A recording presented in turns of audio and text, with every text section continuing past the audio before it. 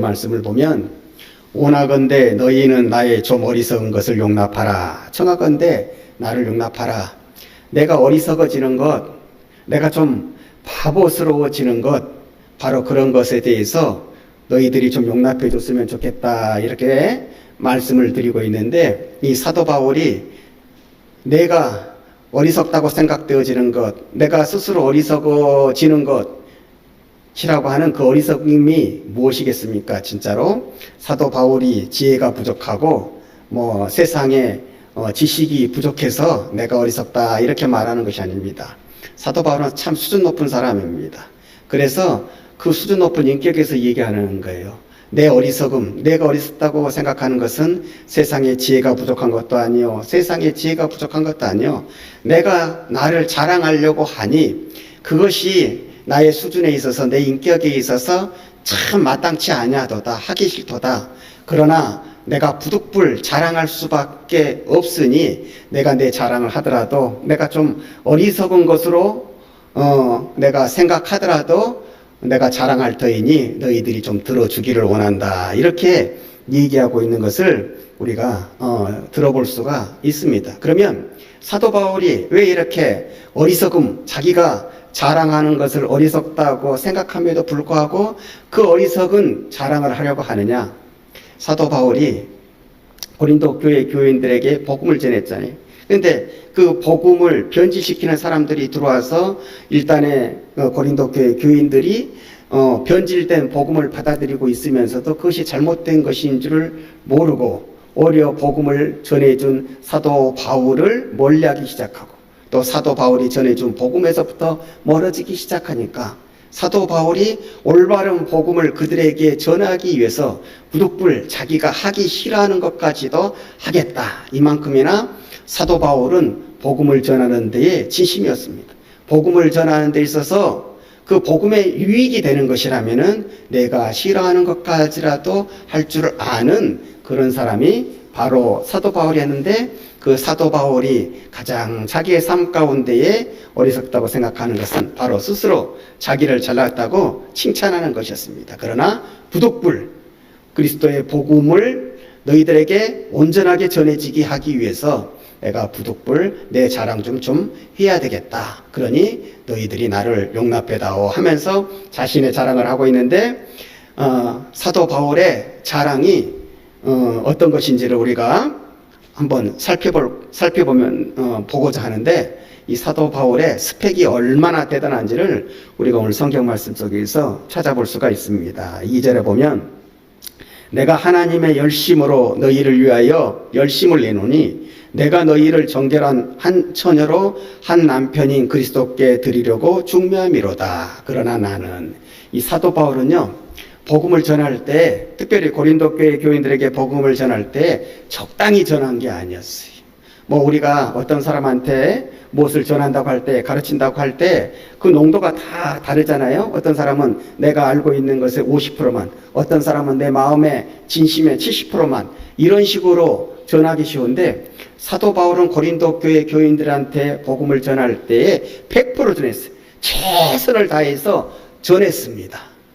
그것을 어디에다 비교하고 있냐면, 마치 하나님께서 우리를 구원하시기 위해서 펼치신 역사들이 얼마나 귀하다는 것을 우리가 알잖아요. 자기 아들을, 독생성자를 정말 인간의 몸을 입혀서 이 세상에 오시게 하시고 십자가에 달리게 하시고 죽게 하시고 사흘 만에 부활하게 하심으로 말미암아서 그를 믿는 자들을 다 구원의 반열에 오르게 하신 것처럼, 이렇게 하나님께서 우리를 구원하시기 위한 그 열심이 있던 것처럼 이 사도 바울도 그 열심을 쫓아서 그 같은 열심으로, 그를 닮기 위한 열심으로 고린도 교회 교인들에게 다가갔다고 하는 거예요. 그러니까 고린도 교인들에게 복음을 전하게 될 때 사도 바울은 어떤 식으로 전했느냐면은 정말로 목숨을 걸고 전했다고 하는 것을 알 수가 있습니다. 우리가 빌립보서 1장 20절 이하에 보게 되면은 나의 간절한 기대와 소망을 따라 내가 아무 일에든지 부끄럽지 아니하고 오직 전과 같이 이제도 온전히 담대하여 살든지 죽든지 내 몸에서 그리스도가 존귀되게 하려 하나니 이에는 죽는 것도 유익함이라. 사도 바울은 복음이 들어갈 수만 있다면 무슨 역할을 한다고 할지라도 부끄럽지 아니했고요. 심지어는 우리 그리스도가 종기 되기 위해서는 메시아로 이렇게 받아들여지기 위해서는 그 역사를 위해서는 내가 그를 위해서 죽는 것까지도 내가 유익함으로 여기겠다. 이렇게 복음을 전했던 사람이 바로 사도 바울이었습니다. 이런 사도 바울이 그리스도를 어떻게 너네들한테 전하기를 원했느냐, 이렇게 비유를 써서 얘기하는데, 마치 정말 한 처녀에게 좋은 남편을 소개하듯이 내가 너희들에게 그렇게 예수 그리스도를 중매하였다, 이렇게 얘기하고 있는 것입니다. 이렇게 진심으로써 최선을 다해서 고린도 교회의 사람들에게 주님을 중매했는데, 3절 말씀에 보니까 뱀이 그 관계로 하를 미혹한 것 같이 너희 마음이 그리스도를 향하는 진실함과 깨끗함에서 부패해졌음에 내가 두려워하노라, 이렇게 말씀하고 있습니다. 고린도 교회의 교인들이 바울이 에베소로 간 사이에 그 마음이 변질되기 시작한 것입니다. 소위 거짓 선생들이 들어와서 여러 가지 합리적인 논리적인 이유를 내세워 가면서 이 고린도 교회 교인들을 유혹하기 시작하니까 거기에 넘어가가지고 바울을 몰리하기 시작하더니 바울이 전해준 복음 속에서도 멀어지기 시작하였다. 그런데 그것이 너무 쉽게 이루어졌다고 하는 거예요. 그래서 사도 바울이 굉장히 섭섭해합니다. 아유, 너희들이 그렇게 쉽게 변질되어질 수가 있느냐, 그렇게 쉽게 사탄의 유혹이라고 할 수 있는 것들 속에 빠져들어갈 수가 있느냐, 거기에 대한 섭섭함을 그 다음 구절에서 표현하고 있습니다. 4절 말씀을 보면, 만일 누가 가서 우리가 전파하지 아니한 다른 예수를 전파하거나 혹은 너희가 받지 아니한 다른 영을 받게 하거나 혹은 너희가 받지 아니한 다른 복음을 받게 할 때에는, 그 다음에 뭐라고 되어 있죠? 너희가 잘 용납하는구나. 야, 변질된 복음, 이단의 복음, 주님의 옆으로부터 떨어지게 하는 그런 정말 안 좋은 복음을 너희들이 받게 되어졌을 때 왜 그렇게 잘 용납해요? 그렇게 쉽게 넘어갈 수 있느냐? 사도 바울이 참 섭섭해하고 있는 것을 오늘의 성경 말씀 속에서 우리가 볼 수가 있습니다. 여러분, 옛날에 중동에, 우리나라가 옛날에 좀 가난하게 살 때 중동에 이렇게 우리가 많이 가서 돈을 벌어오는 그런 시절이 있었잖아요. 그 중동의 바람이라고 그러잖아요. 그래가지고 많은 사람들이, 많은 기술자들이, 일꾼들이 거기에 가가지고 그 막 40도가 넘는 그 기온 속에서 일을 하면서 이렇게 돈을 벌어가지고 이제 한국에다 붙이고 그러잖아요. 우리도 잘 살아보자. 이렇게 해가지고 그렇게 중동의 기술자를 많이 파견해갖고 그때 우리나라가 상당히 이렇게 기술자를 많이 파견하던 시절이 있었는데, 그때에 그와는 별개로 이 땅 우리나라 속에서 안 좋은 사건들이 사회적인 문제로 대두되기가 시작했잖아요.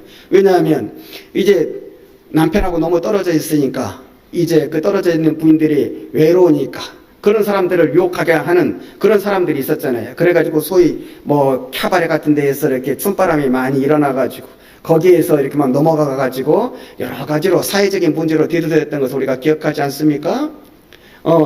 물론 그 여자분들이, 그 일단의 여자분들이 꼭 자기들 잘못만 아니지만 그런 유혹을 받았던 것을, 거기에 넘어갔던 것을 우리가 기억하잖아요. 오늘 성경 말씀 속에서도 뱀이 그 관계로 이렇게 화를 유혹한 것처럼, 그러니까 거짓 선생들이 고린도 교회 교인들을 이렇게 유혹하는 것처럼, 그 당시에 보면은 여기에서는 우리 성경의 말씀에는 뱀으로 나오지만 그 당시에 우리가 뭐라고 불렀습니까? 제비라고들 불렀잖아요. 그런 제비들이 그 여인들을 그렇게 유혹한 것처럼.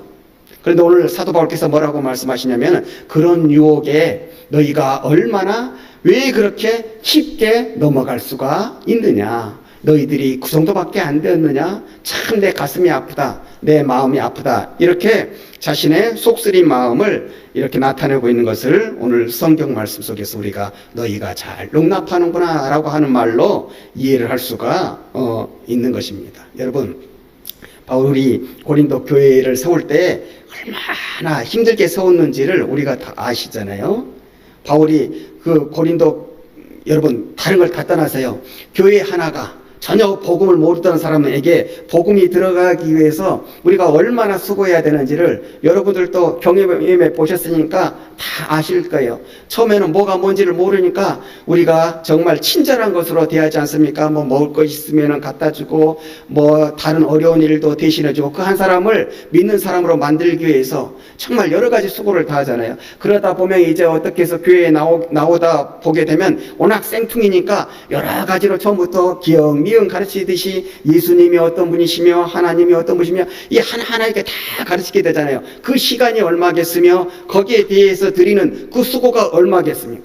사도 바울이 고린도 교회 교인을 그러니까 안 믿는 이방인을 고린도 교회 교인으로 만들기 위해서 처음에 수고했을 때에는 정말 엄청난 수고가 들어갔을 거예요.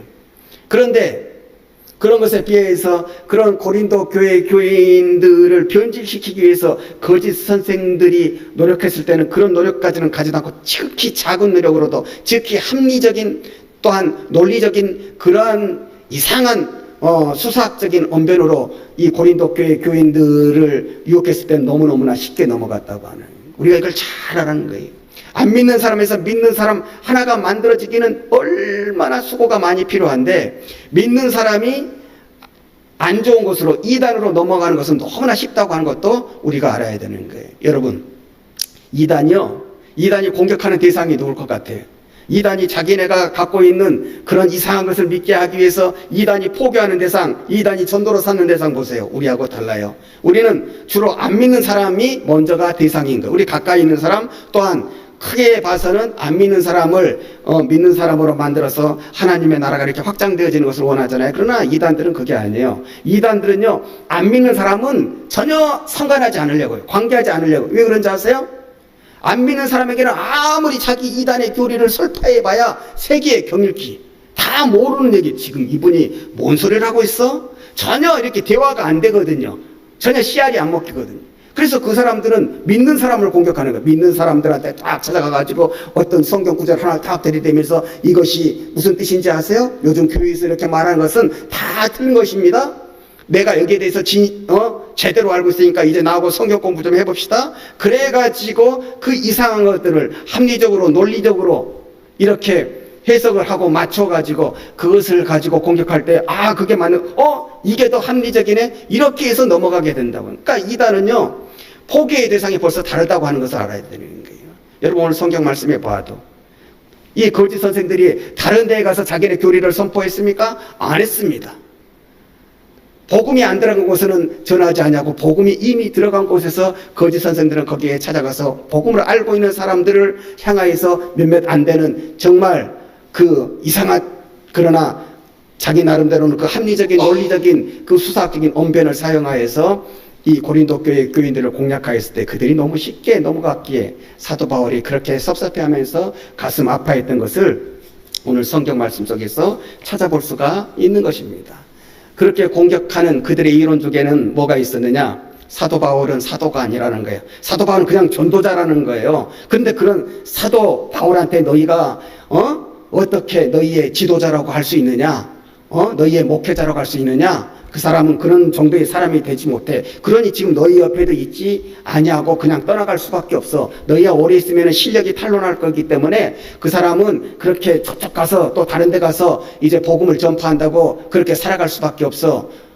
우리가 그들보다도 훨씬 권위 있는 사람들이야. 성경의 권위가 있고 교회의 권위가 있는 사람들이야. 우리에게는 추천서가 있잖아. 저 예루살렘의 그 유력한 지도들의 추천서도 우리는 다 가지고 있어. 사도 바울은 없잖아. 그리고 사도 바울이 자기가 사도라고 사도의 조건에 그 사람은 해당되지 않아. 이런 식으로 하면서 사도 바울의 사도권을, 그래서 사도 바울은 어느 곳에 갈 때마다 이 사도권에 대한 공격을 계속해서 받았고 이 사도권에 대한 변호를 치밀하게 하고 있음을 우리가 거기에서 알 수가 있네. 그래서 사도 바울이 이 사도권에 대한 변호를 이제 오늘 본문 말씀에서부터 쭉 하기 시작하는데 얼마나 대단한 스펙을 가지고 있는지를 우리가 또한 알 수 있는 것입니다. 그럼에도 불구하고 그는 그것이 자신의 자랑이 되지 아니하고 주님의 영광이 되기 위해서 자신의 자랑을 하는 것들을 그렇게 삼갔다고 하는 것을, 그런데 내가 주님의 영광을 위해서 또한 너희들을 잘 섬기기 위해서 내가 희생했던 수고했던 그 모든 것들이 오히려 이득이 되지 못하고 누가 되어진다면 너희들은 바로 깨달아야 할 것이다. 이것을 얘기하고 있는 것입니다. 우리가 그것을 찾아보도록 하겠습니다. 5절에 나오고 있죠. 나는 지극히 크다는 사도들보다 부족한 것이 조금도 없는 줄로 생각하노라. 예루살렘에 있는 그 12사도들보다도 나는 부족한 것이 하나도 없다. 오히려 스펙으로 말할 것 같으면, 세상적인 스펙까지 합칠 것 같으면 내가 그들보다도 훨씬 뛰어난 사람이다 라고 하는 것을. 그래서 그는 히브리인 중에 히브리인이요, 날 때부터 시민권을 가진 자요, 또 다른 곳에서도 이렇게 쭉 이렇게 얘기하고 있는 것을 우리가 찾아볼 수가 있는 것입니다.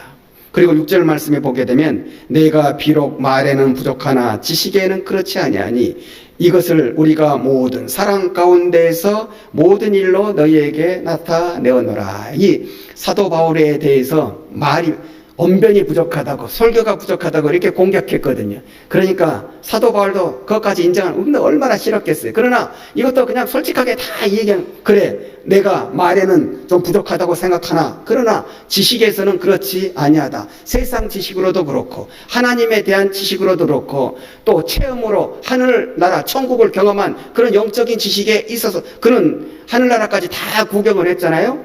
환상으로 체험을 했죠. 영적인 것, 세상적인 것, 거기에 모든 것에 비유해서 내가 절대 너네가 알고 있는 사람들보다 부족한 사람이 아니다. 이것을 얘기하고 있는 것입니다. 또한 사도 바울은 능력을 많이 나타냈습니다. 기적을 많이 나타냈습니다. 그래서 이런 얘기를 하고, 이것을 우리가 모든 사람 가운데서 모든 일로 너희에게 나타내노라. 사도들의 특징이 뭐냐면 주님의 말씀을 전함과 함께 성령의 충만함의 역사라서 여러 가지 이적도 많이 나타내었거든요. 사도 바울이 고린도 교회에서 많이 나타낸 이적들을 이렇게 얘기하고 있는 것입니다. 이런 것들로 다른 사람들은 몰라도 너희들에게 있어서만큼은, 고린도 교회 교인들에게 있어서만큼은 내가 사도가 아니냐. 또한 너희들이 나로 인해서 복음을 받아들였는데 너희들이 나를 부정한다면 너희들 자체도 그리스도인 것도 부정하게 되는 것과 같다. 이렇게까지 사도 바울이 그들에게 가지는 권위를 얘기하고 있는 것입니다. 이럴진데 너희가 어찌 오늘 우리에게 이렇게 대할 수가 있느냐, 이런 말씀을 하고 있는 것입니다. 그리고요 또 보시겠습니다. 7절 말씀을 보게 되면 내가 너희를 높이려고 나를 낮추어 하나님의 복음을 값없이 너희에게 전함으로 죄를 지었느냐. 가지고 있는 스펙만으로 얘기하고 있는 게 아니에요. 주님 주신 능력만으로 얘기하고 있는 것이 아니에요. 고린도 교회 교인들을 섬기기 위해서 얼마나 헌신하고 수고했는가를 너희들에게 이상한 복음을 전했던 그 거짓 선생들과 비교해 보라. 내가 너희를 높이려고 나를 낮추어 하나님의 복음을 값없이 너희에게 전함으로 죄를 지었느냐.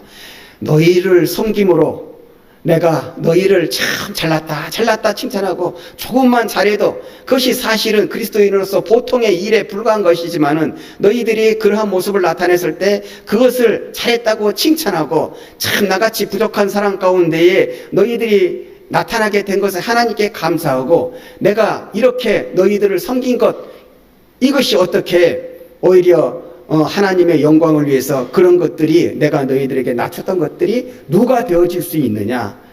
바로 그것을 얘기하고 있는, 내가 너희들을 귀하게 여겨서 너희들을 높여줬다고 하는 것 때문에 너희들이 나를 없이 여기고 낮게 보아서야 되겠느냐. 또 하나가 있습니다.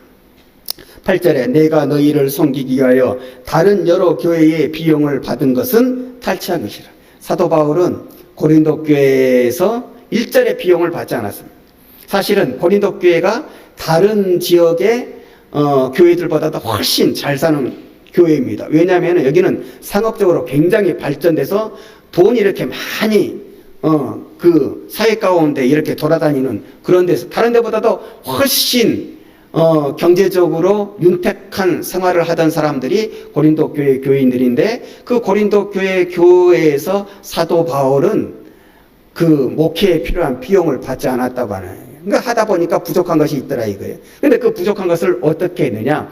그 부족한 것들을 더 경제적으로 어려운 교회인 마게도니아에 있는 여러 교회 그 성도님들이 나한테 가지고 온 것으로 충당하였다. 그러니까 내가 고린도 교회에서 목회할 때 내가 너네로부터 비용을 받아서 목회한 것이 아니라 그 부족한 것을 더 힘들고 어려운 교회에서 나에게 보내주었기 때문에 내가 어떻게 보면 인간적인 생각으로 보면 그들에게서 돈을 탈취한 것과 똑같다.